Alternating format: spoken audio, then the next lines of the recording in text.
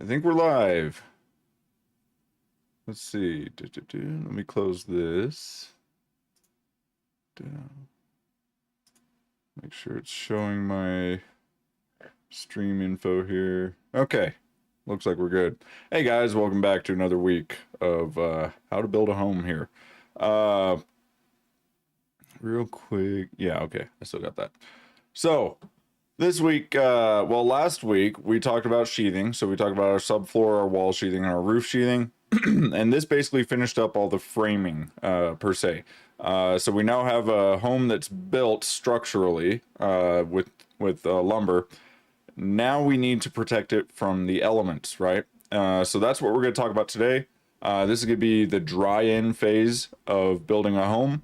And this is essentially where you take the framed structure and you're going to wrap it in a protective layer so that water does not penetrate to the interior and it's all protected to withstand the elements. So, the first real step of that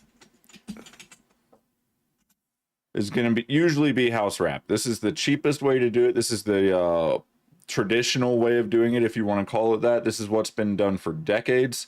It's very inexpensive. It's a pain if you're the one installing it. It's not my favorite, but anyways, we'll talk about this first. Let's go. So you'll see here, this is essentially how it's applied. You have what is a 9-foot roll typically, and you're just going to roll that out around the house. If you have more than one guy, then you have one guy rolling it out, the other guy stapling it all in place, smoothing it out, getting it nice and flat against the wall and held in place. When it comes to stapling the stuff in place, you can either use staples or you can use cap nails, are actually the preferred method, but most people will just staple it right onto the OSB, assuming the sheathing is going on I'm not sheathing, sorry, assuming the siding is going to be going on very soon after that.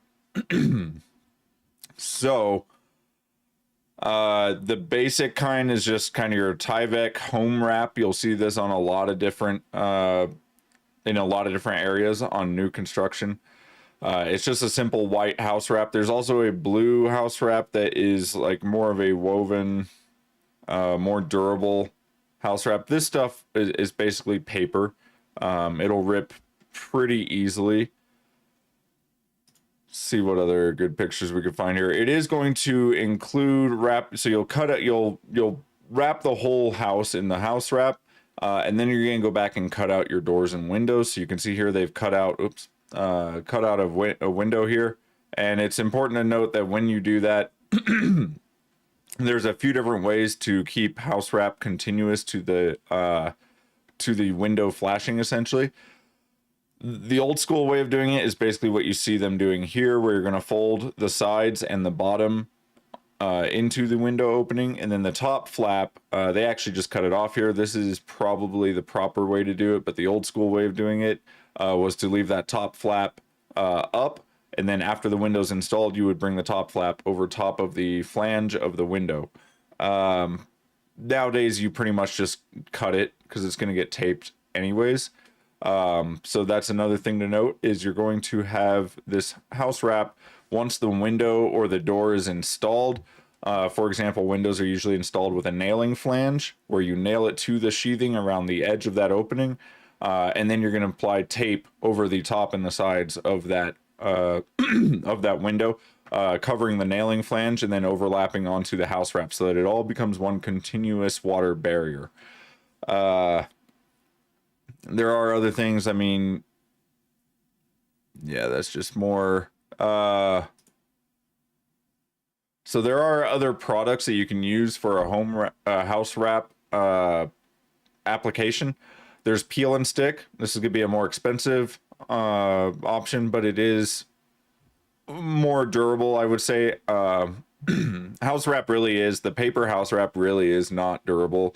It lasts for, I think, like 90 days in the exposed elements is what they say, if I remember right. I really try not to use it too much, at least not the basic white kind, unless it's just kind of a temporary use or covering stuff up from the weather, that sort of thing.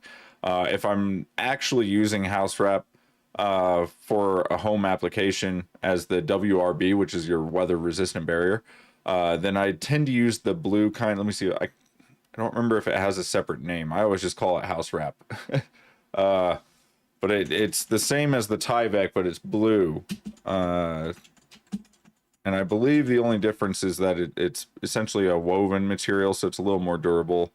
Doesn't rip as easily. Kind of looks like that. I don't think that's it. Anyways, not important. It's basically the same thing. It's slightly more money. Yeah, I don't see any of it here. Here's a good example of the peel and stick, self-adhering house wraps. They really are probably your best option as far as a separate product for your WRB. There is, well, I'll say there is a much more expensive and probably the premium product or option for doing your WRB, and that's going to be a fluid applied WRB. It's basically, if you've ever seen liquid flash for like windows and stuff, imagine covering your entire house with that. Okay. It's definitely not cheap. Aside from just the material cost, it's also more labor intensive. It'll just take longer to install, but that is basically how you create a bomb-proof WRB. You are going to need to manage your moisture because I don't believe those are moisture permeable, if I remember correctly. So you're going to need to manage your moisture to the inside, drying to the inside, since it won't be able to escape to the outside. So there are other things to think about with that.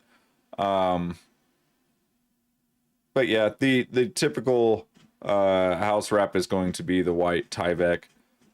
So I would say focus on that, and then you could experiment with other things. Now, there is one other, what has now become, oh, and I do want to mention taping. So with house wrap, in most cases, if you check the manufacturer's installation instructions, they will tell you to tape all the seams. Now, this one's using tuck tape. I believe this is more common in the north, particularly Canada. I've never actually seen tuck tape around here.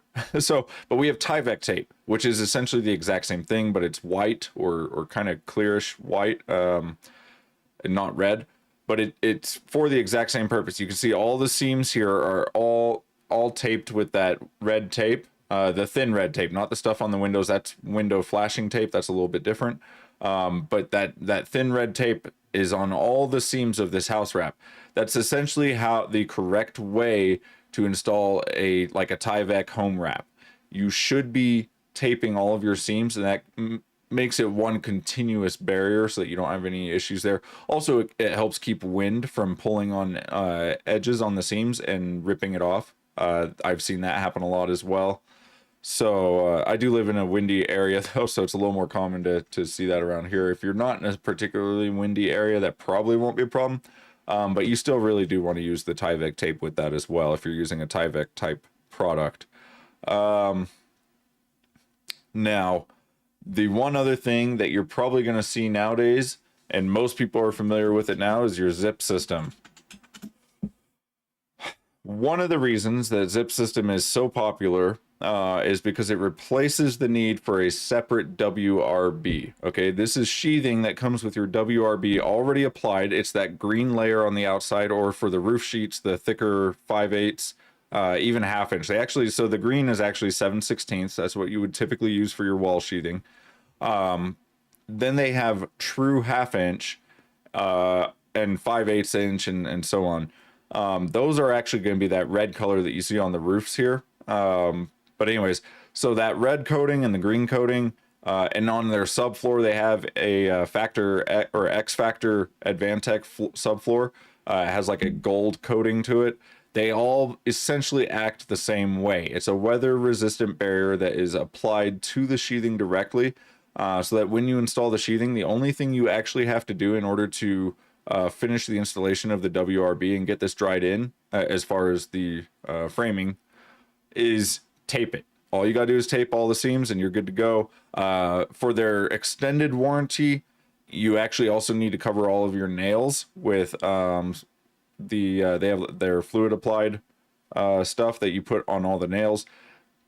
I believe that gets you the extended warranty if I remember correctly, but you do get like a basic warranty by just having the zip sheathing with all the tape installed correctly. You do need to roll the tape. They sell a separate roller that you roll the tape on there with.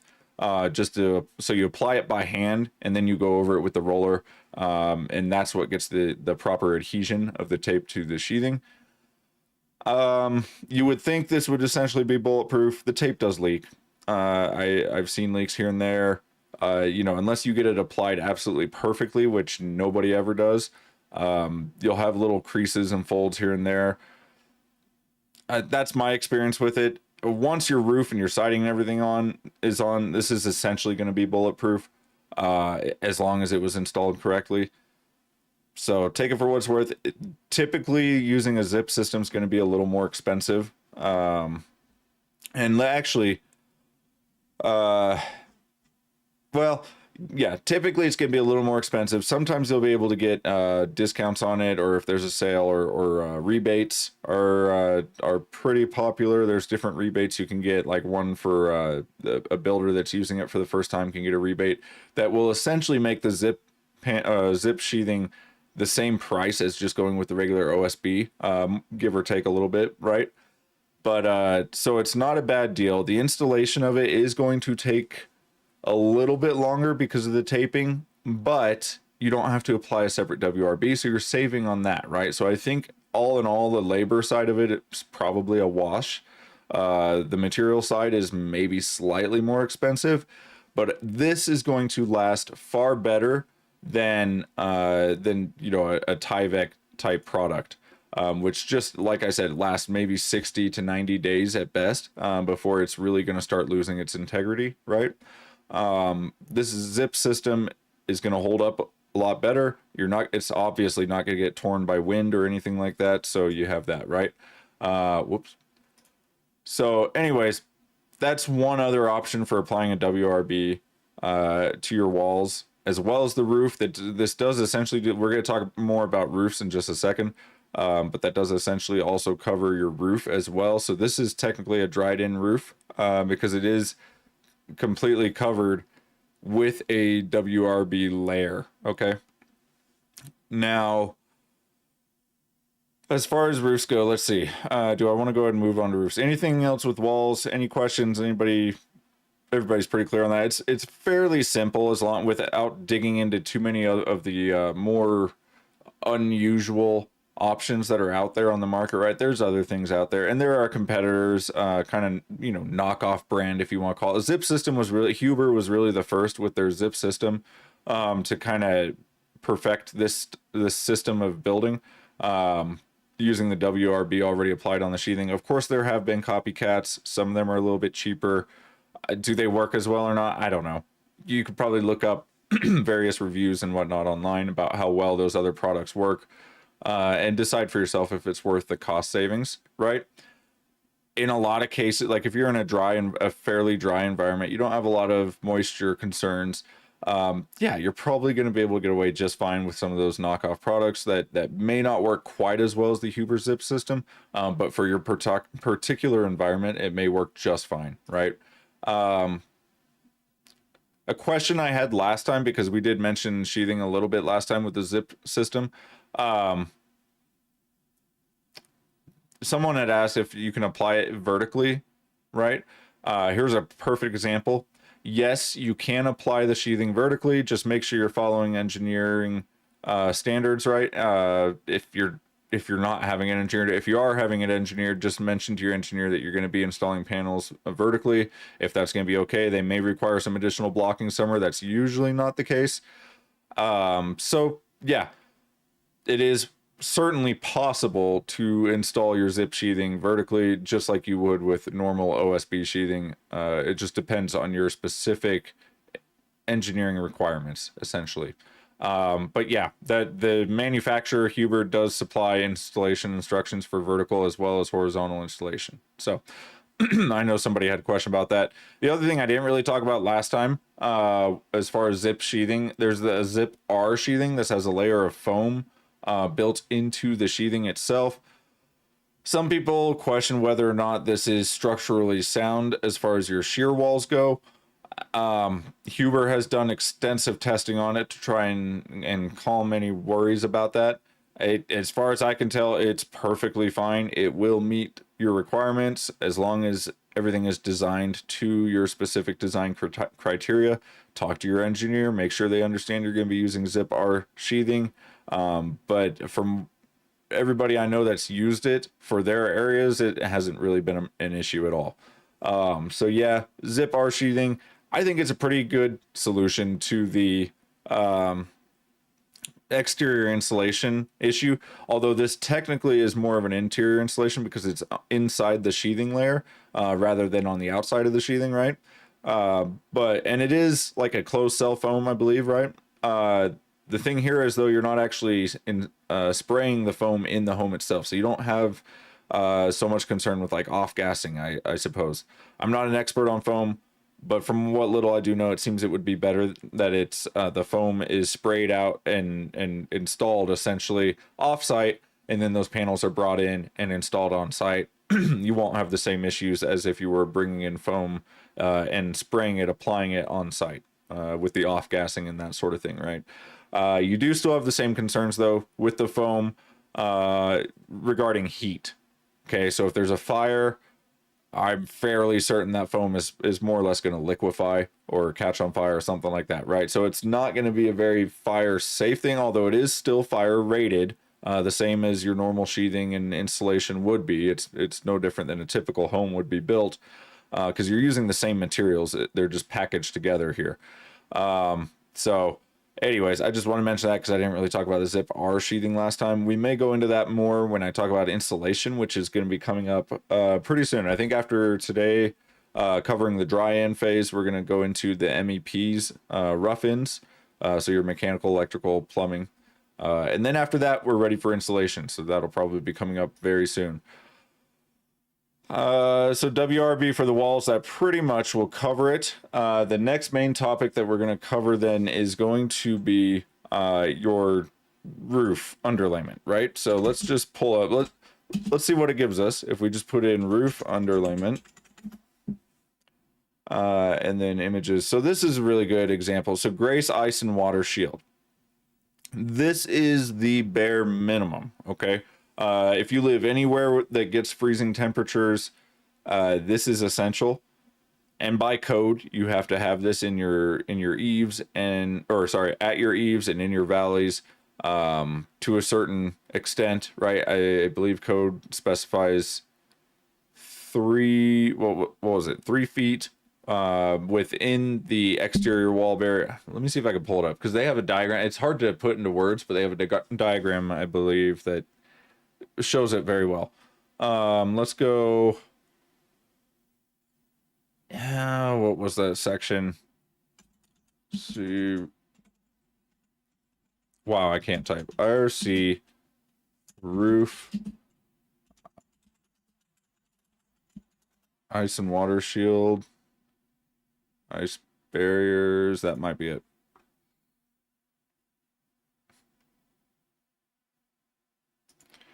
I want the diagram, so I thought there was a diagram in the IRC. Maybe it was from something else that I'm thinking of. It didn't take me straight to the section. What is it? 90512. Okay, so we go to 905 1.2. Nope, there wasn't one. Okay, well, in any case, this is a good section to get familiar with if you're going to be if you're concerning yourself with your underlayment on your roof. This will cover basically everything you need to know, and it's not that long of a section actually. The important things here is going to be section 90511. So let me see real quick.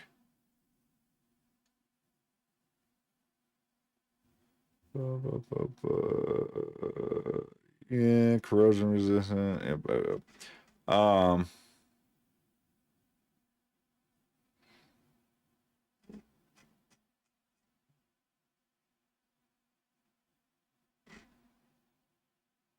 It is, so what I was looking for where it specifies your ice and water shield. I don't see it in any of this. This is all underlayment.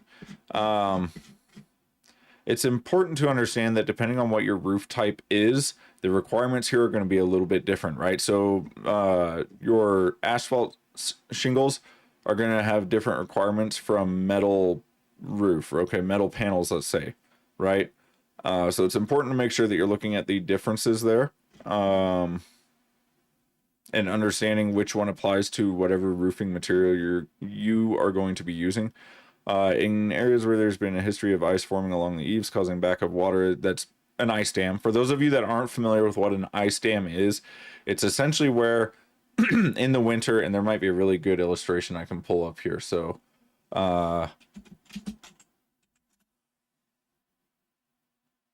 it's essentially where you have snow built up on the roof. The bottom layer under all that snow is going to be melting because it's up against the warmer roof. This is a pretty good illustration here. So that's going to melt, right? Because you have insulation or heat coming up through this part of the roof. But at your eaves, or your overhangs of the roof, you're not going to have that insulation and that heat coming up through, making that part of the roof warmer. So once that melt water from the snow up here drips down to the eave, it's going to then refreeze on the eave. It creates ice here, which creates a dam, blocking the water from flowing off the roof. So that water is going to puddle behind that ice. And then once that water starts puddling, it gets up underneath the shingles, goes down through the nails, the nail holes, and into your roof assembly. And this is going to create leaks, big problems. It's a fairly common issue, actually, as far as home issues go in cold climates, especially on older homes that more often than not don't have an ice and water shield. So this is something to be aware of. If you live in that sort of climate, you need to understand what how to properly protect against ice dams. So ice and water shield is essentially how you're going to do that. Now back to this one.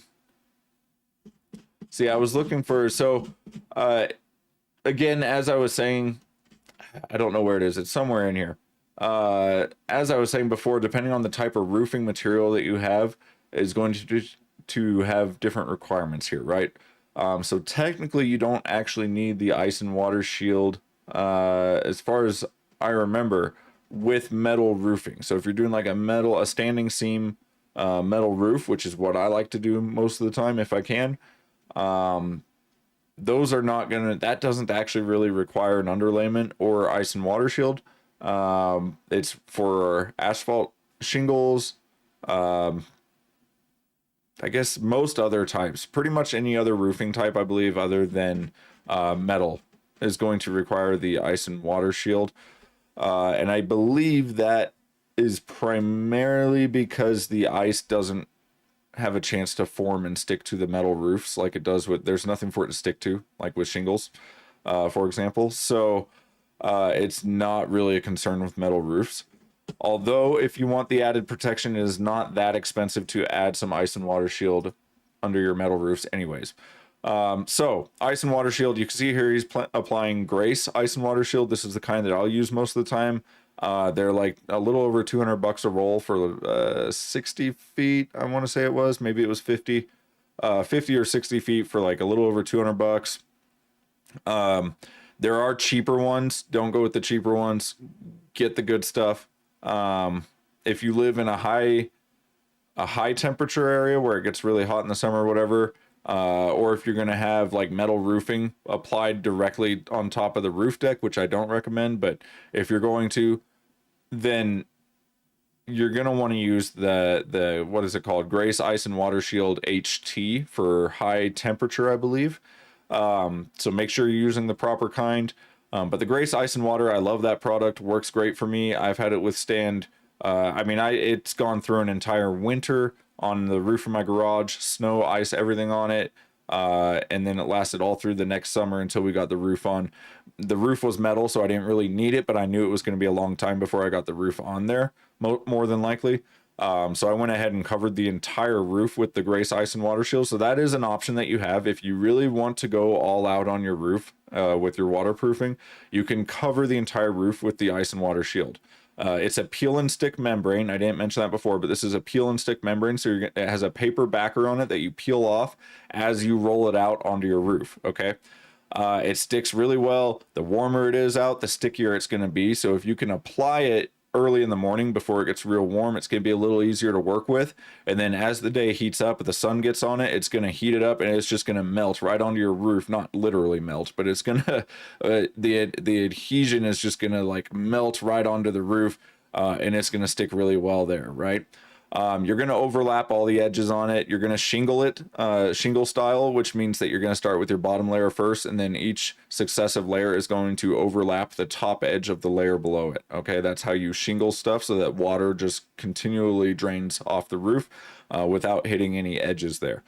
You can see in this picture right here, let me come back over here. You can see in this picture here, they have the eaves set first, and then they're coming back and setting the Grace Ice and Water in the valley. That's the correct way to do it. As I was just explaining, that shingles the upper one over top of the lower layers. Okay, you always want upper layers to go over top of lower layers. So that is the correct way to do that. Then you also have just standard underlayment. So if you're going with a shingle roof, you're going to want to cover your entire roof with underlayment. The old style is tar paper, which essentially is that might be synthetic, but that looks like tar paper to me. So anyways, this is the old school way of doing it. They would just apply a layer of tar paper there, and then the shingles go right on top of that. Nowadays, it's very popular to see a synthetic underlayment for shingles. Just because it's a little easier to apply, and I mean it is. I'm pretty sure it's a little more expensive. I don't do a lot of shingles, and when I do, I've never done tar paper. It's always just synthetic underlayment. But yeah, so the underlayment for the shingles is going to cover the entire roof. You are going to want your ice and water shield. So here's a good example. They applied ice and water for the eaves in the valley, and then they have the rest of the roof covered with just the standard underlayment for shingles. They also applied ice and water around their skylights in this example. That is something you can do. Let me see. I think that pretty much covers it for the roof drying. So like I was saying, here's another example of underlayment, this titanium stuff. This is a synthetic underlayment. Another nice thing about the synthetics, they usually have like kind of a grippy texture to them. So they're supposed to be a little bit easier to walk on. Some are better than others. The Grace Ice and Water Shield is pretty good too. Has a really pretty grippy texture to it, or the material has a grippiness to it that's really nice. It's like a rubber almost.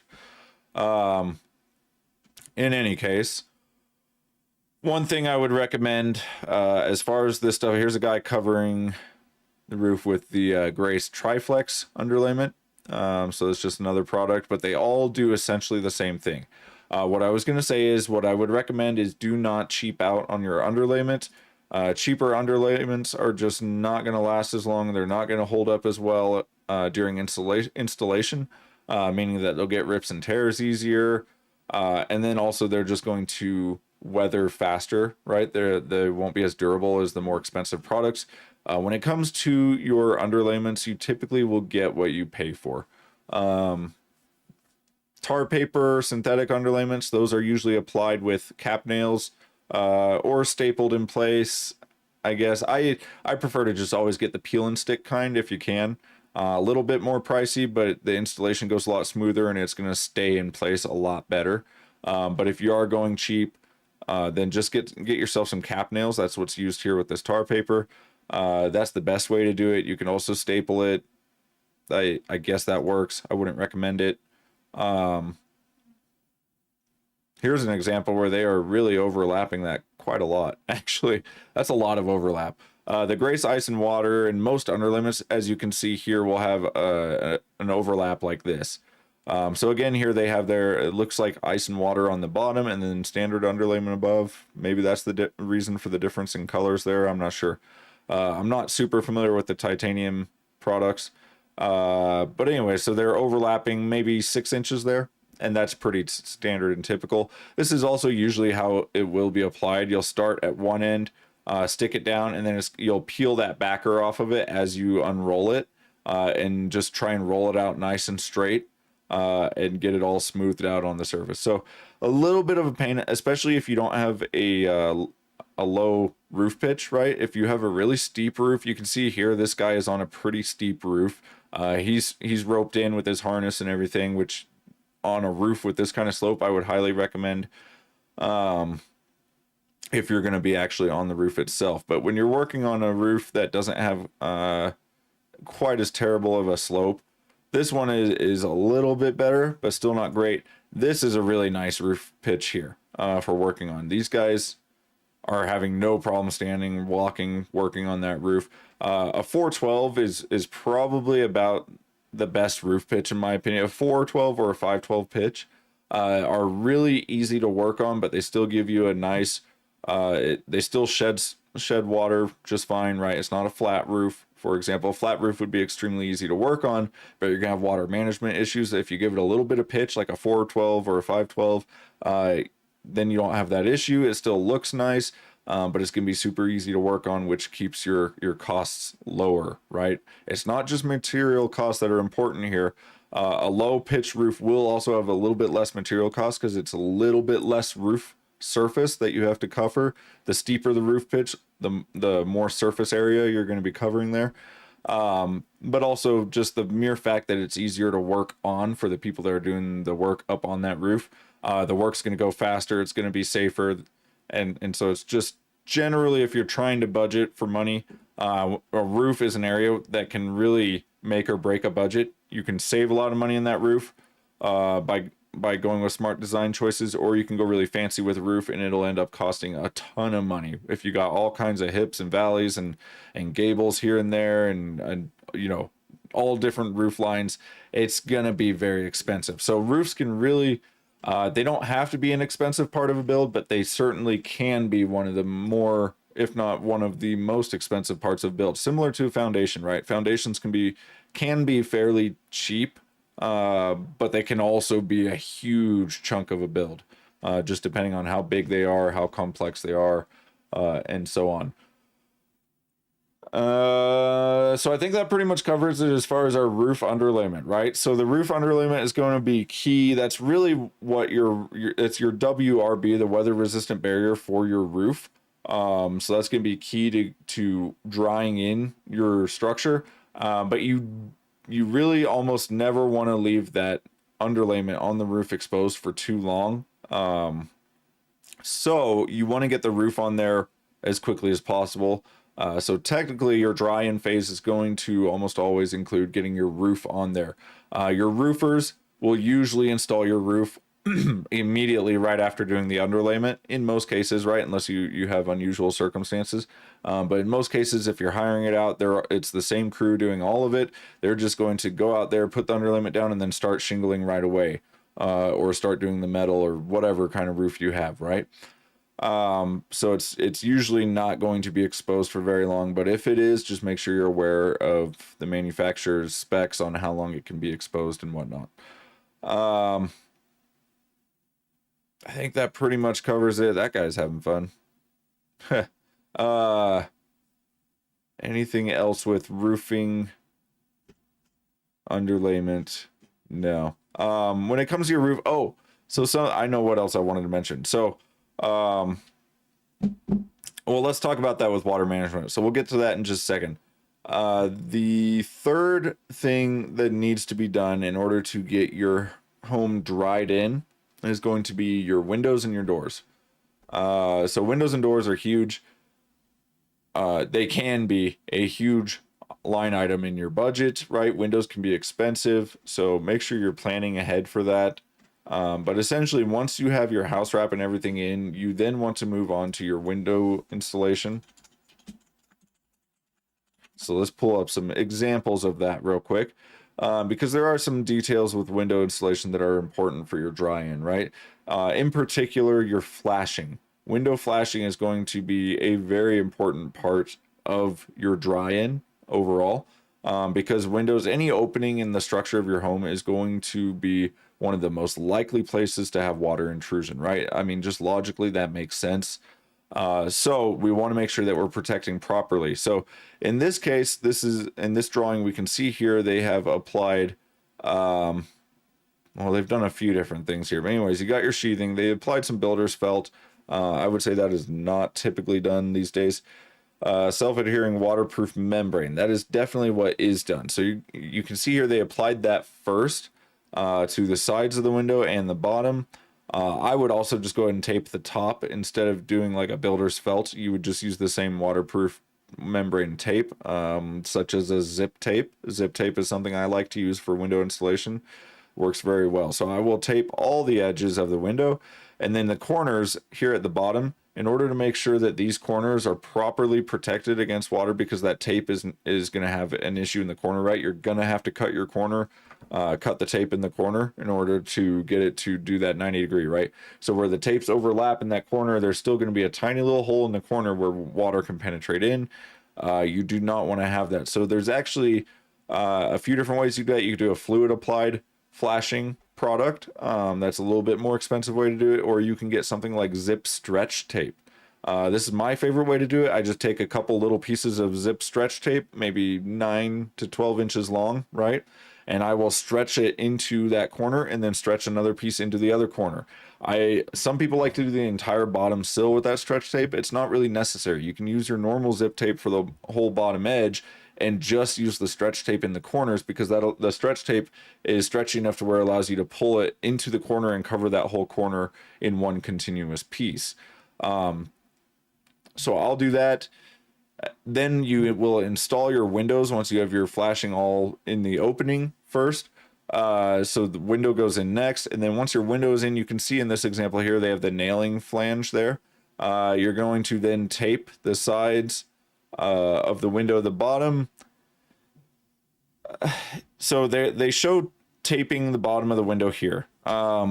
The traditional way of doing this, you would not tape the bottom edge of the window, because if any water got into this assembly, you want it to all flow to the bottom of the window opening and then drain out the bottom. It can't drain out if you're taping the bottom, right? A lot of high performance homes nowadays, though, will have these windows completely sealed. They essentially, and a lot of times it's done with like a fluid applied membrane, right? So they have essentially made the opening bomber proof. They are, for better or for worse, certain that they're never going to have leaks in that window, and they seal it up nice and tight so that you don't have any airflow through there. Okay, that's one way to do it. Typically you're going to spray foam behind this window, behind the window flange anyways, because there will be a slight gap left between the framing of the window, between the framing of the window opening and the window itself. There's usually like a 1/4 inch to 3/8 gap, maybe not 3/8, usually about a 1/4 inch, maybe a little less, gap that's left all around that window once it's in the opening. And you're going to fill that gap with spray foam is typically what I would use. So that's going to give you a nice air barrier there, and you're still going to allow your drainage out. So that's why I typically will not seal. There are certain circumstances where I will seal the bottom with tape. But typically I would say you don't want to tape the bottom flange of the window. Just tape the sides and the top. You can see here they have it taped on top as well. But before you tape the top, I would highly recommend using some sort of flashing along the top of the window there. In this case, they're calling out for a metal flashing. You can use vinyl. I think it's vinyl. There's some cheaper products that you can get for that flashing. You can order it online if you know your window size, right, which you should. So anyways, put that piece of flashing in there first, and then you'll put the flashing tape over top of that. Again, you're going to shingle all of this so that water, everything overlaps as it goes down the wall. Okay, so you're going to apply the bottom layers first and work your way up as you apply it. And you can see that laid out perfectly here. They have the bottom one first, the side one overlaps on top of the bottom one, and then the top one overlaps on top of the sides. So that's very important for proper flashing installation. You always want to be shingling your tape and your flashings so that water is continually flowing down and not hitting any barriers as on its way down. Same thing for doors, essentially. Door flashing will be slightly different. So let's go see what this gives us.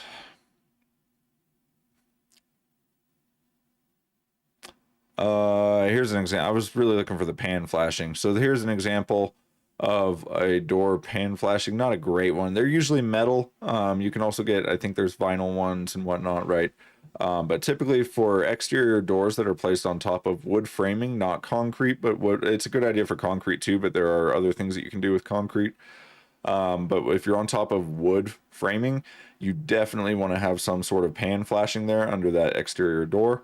So this is an example. Let me actually search specifically for that, and maybe we can find a better example.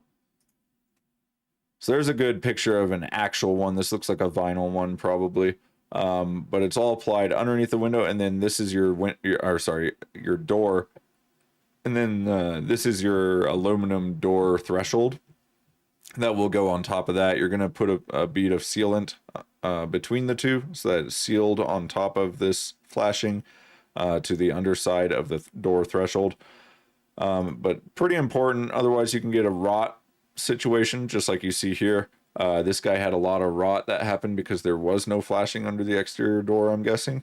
And yeah, it just rotted out. I actually have this exact same issue on my own house. So my own home is an older home, and it was originally just, you know, a vacation home, a cabin up in the mountains. The front door, the main entry door, underneath the subfloor had rotted out, and some of the framing was starting to rot out a little bit. So that was due to water penetrating in. Well, it was actually because snow would sit on the outside of that door, because it would come right off the roof. There was no covering over the front entry, so the roof shed snow right onto the front door, the doorstep, and then that snow would melt out, you know, as you got into spring or whatever, if it wasn't kept up off of the landing, and it would melt into this little crevice right around the door trim. So you would have a piece of door trim that comes along this edge here. Well, at the bottom, they didn't really seal it. There was no sealant applied anywhere, and there was certainly no pan flashing for the exterior door. So water would get down in here and it rotted out the subfloor and everything underneath. Big mess. You definitely want to avoid that, and that's why you use pan flashing under your exterior doors. Fairly inexpensive product, very easy to install. So don't forget to use it. Okay, that's an important piece. But otherwise, your doors are going to be flashed in very much the same way as your windows. Let's go back to an example like this. You can see here, the door gets installed, and then they're placing their flashing tape all around it. Same thing as the window, essentially. And then you also have your sill, they call it a sill pan here. Same thing for under the door. So I think that pretty much covers our dry-in. Now, as far as water management, I did want to talk a little bit more about managing water on the exterior of the home, okay? Because it's not just about your WRB. WRB is important. Your flashings are very important, obviously. Roof underlayment is arguably, I mean, it's important, but your roof, especially if you have like a metal roof, should be handling, if it's installed correctly, that should handle most of your issues, right? So the roof underlayment, though, your ice and water shield, that's all important stuff to keep in mind as well. But there's some additional things that we can do to manage moisture, water, condensation, things like that, okay? One of them that's very important is going to be a rain screen. So let's see if I can pull up an example of this. I mean, this is kind of showing you the rain screen concept here. So you have your wall framing in the back. You can see your floor. So this is like subfloor here. This is for floor framing, and then you have your floor joists. This is all over a rim joist or whatever. Essentially, and then you have your sheathing. That's the dark gray board there. And then on top of your sheathing, you're going to apply what is usually some 1x3 or 1x4 boards vertically, right over top of each stud. Okay. That is going to create an air gap of about, if you're using 1x material, it's going to create an air gap of 3/4 inch behind your siding. So between your siding, which is what you can see the lap siding going on here, it's going to have that air gap between the lap siding and the sheathing. That's going to allow any water that does, or moisture, condensation, anything that gets behind that siding to immediately dry out due to airflow that is behind the siding. That's very important. You may see on a lot of homes that haven't had this done, and this is not common. I don't know too many builders that build with rain screens on their homes. I don't know why. It's fairly simple, straightforward to do. On a typical little house, it's not going to add that much extra cost, and it does a lot. But you'll notice a lot of homes, like early in the morning, you know, it's cold, and then it starts to heat up as you get into the day. You'll see on houses on the siding, it looks like the siding is wet, and it'll be wet kind of in oval pattern. Like you'll see a big oval pattern of moisture on every piece of the siding, right? And so if you pay attention, you'll notice that that's because there's no rain screen behind that siding, and it's not able to dry out super effectively. So it will dry eventually, especially in a climate like mine where it's not a very humid climate. We're very dry here, so it's going to dry out as that sun hits it. But that is going to cause that siding to deteriorate a little bit quicker just because it can't dry as well. You may end up with some mold issues behind that siding if you're in a more humid environment, or have continuous moisture problems. If you have sprinklers that are spraying that siding over like every day or four times a week, whatever, that water is that siding's just continually getting drenched. It may never have a chance to fully dry out, right? If it's on the shady side of the house or something, if it's on the north side of the house, for example. So these are things to keep in mind. A rain screen is going to be very important. And then let's see. Well, yeah, so I'll go ahead and mention this. So then at the bottom of your rain screen, you do want to have some sort of like a corrugated material that will keep insects and pests and things out. You don't want to just leave a big 3/4 inch by 24-inch wide gap there at the bottom of your siding for pests and things to get up underneath. But there's different products that you can use for that, Coravent or whatever. So, look around, see what you like. There are different price points for that sort of thing, so it depends how much is in your budget for it. But you definitely, doing a rain screen, you want to have something blocking the bottom. That's pretty important. But otherwise, it's pretty straightforward. Make sure that your siding is being installed with fastener spacing that is approved by the manufacturer. Because obviously, if you're spacing your furring strips, that's what I call them. What do they call them here? Vertical spacers, furring or plywood. So yeah, furring. I call them furring strips. These vertical furring strips, your 1x4s, let's say, that you're placing vertically behind your siding. If you're placing those 24 or 16 inches apart, your siding may want you to have a nailing pattern that is less than that. So you would actually need to add in additional strips, vertical strips then, or change the type of fasteners you're using, or even change the siding that you're using, okay? So that's something to keep in mind, pay attention to. Make sure that you're still going to be able to use proper fastener spacing for whatever siding type you're using, okay? Otherwise, it's pretty straightforward. Here's kind of an example illustration. They're showing you have airflow going up, water can drain down, keeps everything able to dry out really well, works really well. Here's a good real life example. So you can see the lap siding is being installed over top of the vertical strips of what looks like 1x4s. This is very standard. This is how I like to do it. So you place 1x4s vertically, and then your siding goes right on top of that.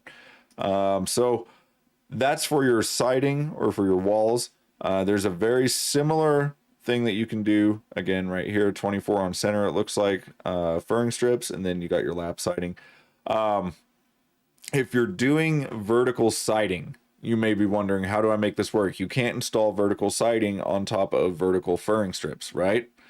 So what you would do is you would install your vertical furring strips first, and then you would install horizontal strips on top of the vertical ones, and then your siding, your vertical siding, can go on top of that. Again, that's going so that now, instead of just being 3/4 of an inch added behind your siding, you're adding a full 1.5 inches. So if you have like vertical siding and then it transitions to horizontal siding, you want to make sure that those are still going to match up as far as your depth. So you may need to go to a 2x4 instead of a 1x4 behind your horizontal siding, so that you can still get the vertical and then the horizontal pieces of 1x for your vertical siding, right?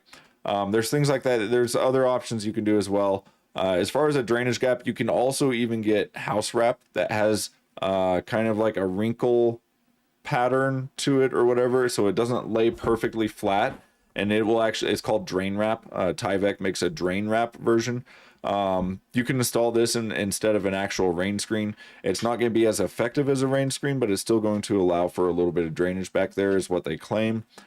Personally, I would prefer to use an actual rain screen with at least a 1/2 inch gap back there. So that is something else you can do instead of using 1x material. You can rip up a bunch of pieces of OSB sheathing, 1/2 inch sheet, 7/16, whatever, and then use those strips as your vertical furring strips. With the labor included in ripping those, I don't know if you would really save much money doing the OSB sheathing rips versus just buying some 1x material. Game it out and see. If you're doing it, price both options, and maybe one will be cheaper than the other. Don't think there's much else to say about rain screens. Again, it's not a super common thing, but I would say it's an important one. I do feel like more builders should be using rain screens on their builds, and they're just not. It's just not a common thing. I don't know why. I guess because it adds extra cost. We want to try and keep building as cheap as possible, but in this case, because it's going to extend the life of your siding, reducing maintenance needs, I would say it's well worth the extra cost to put that rain screen on there. It's just going to extend the life of your home, and reduce maintenance needs, like I said. In the same kind of fashion as the rain screen, you do also have something for roofs. It's called a cold roof system. Now this is going to be similar, and it'll probably look very similar to you. So here's an example with some standing seam metal panels. They have these, you can again see vertical. These look like 2x4s. You can also use 1x4s, just like on the sides, on the walls. But that will allow airflow behind there. And so essentially this roof surface, it's called a cold roof system because this top roof surface will never be heated by the house. It'll get hot from the sun, so it's not actually a cold roof. It will get hot from sunlight or whatever, right? But the point is that it's not being heated by the home below it. And that is key, because if you remember our discussion about ice dams, this would essentially eliminate the possibility of ice dams forming, because you have a separation of your roof deck from the heated portion of the home. Therefore, the snow is not going to be melted from heat rising from the home. Okay, so that eliminates the melting that would cause the water that then causes the leak from the ice dam. Also, you now have a drainage plane underneath your roof deck here. So that drainage plate is going to allow any water that does form on the roof and somehow penetrates down below the roofing material itself to simply drain straight out, because it has a nice big open area under there for that it can drain out and also dry out from the airflow coming up. This particular cold roof system that you're seeing right here is actually the one that we're going to be doing on the A-frame build that I'm doing currently. So you guys, actually, I will give you guys a sneak peek. You want to see a sneak peek of the build and where we're at right now? We haven't done a whole lot since you last saw it, I'll admit. We just kind of started, so we had a interesting winter and spring, very wet, and it was difficult to get on site and actually get work done without just making a huge mess, which is not ideal. So anyways, let me pull this picture up over here. Oops, that's not what I wanted. That's what I wanted. All right, so here's the build right now. And you can see we are doing a cold roof system. So just like the illustration we were just looking at, I am taking this A-frame home, and we are, because this roof is going to have insulation right up against the bottom of the roof deck, we're going to do a closed cell spray foam about 4 inches, I think. We're doing 4 inches of closed cell up against the bottom of the roof deck. Therefore, we weren't able to do a vented roof assembly the traditional way. So in order to add venting to the roof assembly, and the reason we had to do the closed cell spray foam up in there is because we need to reach an R49 minimum. Preferably, I'd like to be R60. That is current IRC code. But our area is still on the 2018 code, currently updating the 2021 code. But because our permit was approved on the 2018 code, that's what we're building to. So therefore, our minimum requirement is R49 in the roof or in the ceiling. In this case, it's an A-frame, so the ceiling is all vaulted. The ceiling, the drywall for the ceiling is going to be right on the roof rafters. They're really trusses in this case. I think I talked about that before in framing. But anyways, it's going to be right up against the framing of the roof, right?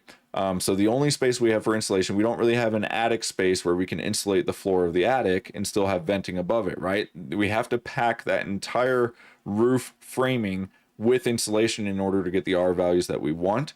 So we're doing a flash and bat, which has closed cell spray foam right up against the roof deck, and then we're going to put bats in on top of that to fill out the rest of that void to get our R value that we need. Now, because of this, having that closed cell foam right up against the bottom of the roof deck is going to lead to the top of that roof deck, the outside face of it, to become the heated surface now, okay? Because you're going to have heat transfer through to that outer face of the roof deck. That's going to lead to condensation problems right there, especially if you have metal roofing that's pressed right on top of that roof deck. You're going to have condensation trapped under there, and it'll lead to problems down the road. So you really want to add some venting in there somehow. Now, the way that we're going to do that with this assembly is to do the cold roof system. We will slap these 1x4 pieces onto the roof, these furring strips, and then we're going to do exactly what this illustration shows. We're going to add another layer of OSB sheathing, and then our roof metal will get installed directly on top of that. In this case, they show high temperature ice and water shield under that as well. We did also apply that on ours, not to the entire roof, but at the eaves and the valleys. As I said before, not technically required for most standing seam metal roofing, but it is not a bad idea nonetheless. And if you just want to bulletproof your deck, then I would just cover the entire roof. Did I say deck? If you want to bulletproof your roof, then I would just cover the entire roof deck with ice and water shield, and you will have very little to worry about. So yeah, I just want to show that there are other ways to do a cold roof system. If you watch Matt Reisinger, you may have seen some of his where he does like the 45-degree angle. I wonder if I could find. Let's just search Matt Reisinger cold roof, because he has shown some examples of kind of like this, where you can see that the furring strips are actually laid at what appears to be a 45-degree angle. In this way of doing it, he doesn't actually need to place the other layer of OSB on top of that, because he is still able to get all of his fasteners in for his roofing. I believe with this style, he's doing a standing seam metal roof here. I believe that's using clips, and therefore they're able to space those clips as far apart as they need. For the roof that we are doing on our A-frame, the metal roofing that we got does not use clips. It's a snap lock standing seam metal roof, and it has holes along one edge where you place your screws, right? And then it gets covered up by the next one. Those screw holes are at set spacing, and they are not the same spacing from the end of the sheet for each piece, right? So there's no way to really line up to make sure you're going to hit. When I did the math on it, there were going to be spaces where we might go up to, 20 to 30 inches without hitting a backing for one of those screws, and that's not good. For higher wind areas, I think for our area, 24-inch spacing on the screws is technically fine.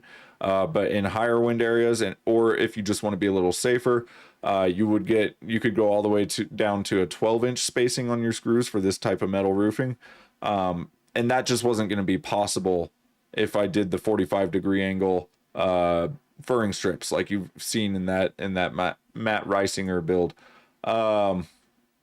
So instead of going with the 45-degree angle stuff, which was actually our original plan before we even had the metal roofing that we were actually going to use, our plan was to do the 45-degree angle. Yeah, there's another shot, bird's eye view. And that was how I had planned on doing it with the A-frame originally. But with the roofing we got, I did the math on it to figure out if we were able to hit the fasteners with the spacing that we needed, and it just wasn't quite going to work out. So instead we're going to go with the method that I showed you originally, which is just placing the furring strips and then another layer of OSB on top of the furring strips. Is it really going to make me go back like 3 times to get there? Thank you. You can also do exterior insulation on the roof. We'll talk about that more when we get to the insulation discussion, but doing exterior insulation on your roof is very similar to this. You'll usually have some furring strips and then insulation in between the furring strips instead of an air gap. That's really the main difference. There's a few other small details that you need to be aware of when doing that, but essentially that's kind of how you're doing it. Instead of using 1x4s, you'll probably use 2x4s turned up on edge, so you're getting 3.5 inches there. You'd fill that 3.5 inches with some sort of insulation in between each one and go from there. So anyways, I just want to mention the cold roof assembly, because that is something that is kind of in line with what we're talking about today as far as water management, moisture management, and that sort of thing. Here again, cold roof versus warm roof. Yeah,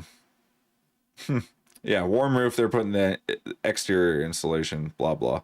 Anyways, I think that pretty much covers it, guys. As far as dry-in, that should get us all the way to dry-in now. So we've got our house wrap on, or WRB. If you're using zip system, it's all taped and sealed up.